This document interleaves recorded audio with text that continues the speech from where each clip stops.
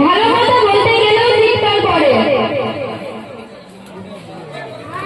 মা আমি যাই, দিদিকে আগিয়ে দিয়ে আসি। মাওলানা সাহেব বলেছেন কাল আমাদেরকে জিজ্ঞাসা করবেন আমাদের বাড়িতে আমরা কি কি নেক কাজ করেছি। আল্লাহ ভালো রাখুন আমার সোনামণিকে।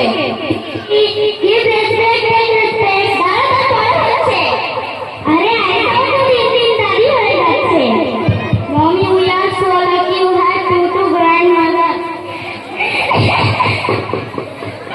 লিসেন, চল না আমাদের বাড়ি, যেখানে কোনো দাদি নেই, আমরা ফ্রি গান শুনতে পারবো, ডান্স করতে পারবো। ওকে চল যাই।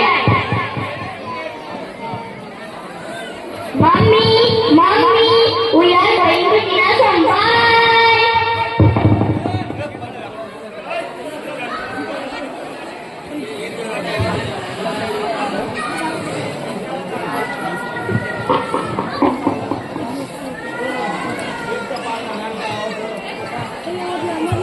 রাত 11টা বেজে গেছে।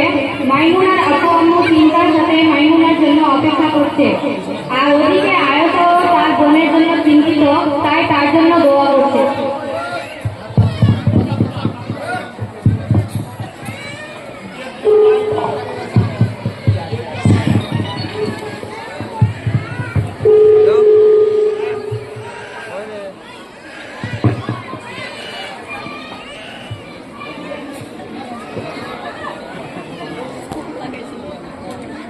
হ্যালো মাইমুনা, মা কোথায় আছো তুমি? কি তুমি কোর্ট ম্যারেজ করে নিয়েছো? তাও আমার খ্রিস্টান ছেলের সাথে? কি বলছো তুমি এসব? তুই আমাকে তোমার স্বাধীনতার অপব্যবহার করেছিস। তুই আর কোনোদিন বাড়ি ফিরবি না, আর তোর সাথে আমাদের সারা জীবনের জন্য সম্পর্ক শেষ।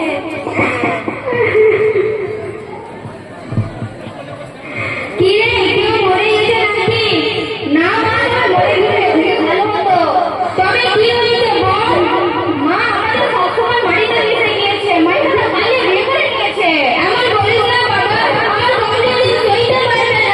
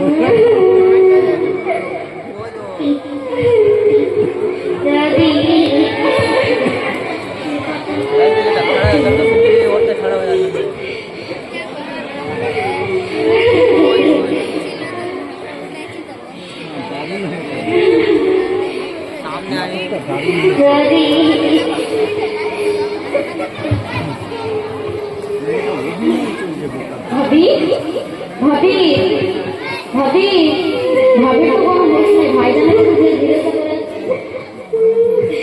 ভাইজান মাইমুনাকে কল করুন, ও তো বাড়ি গরমে। দাদি মারা গেছে, কোথায় সে?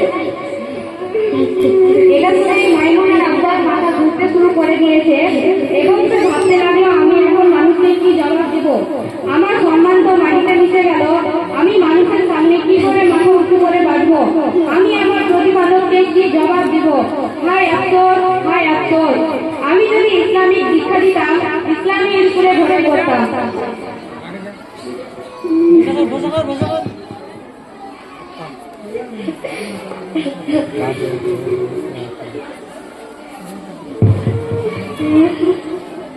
মা কিছু বলেন, দাদি কথা বলছে না কেন? দাদি উঠে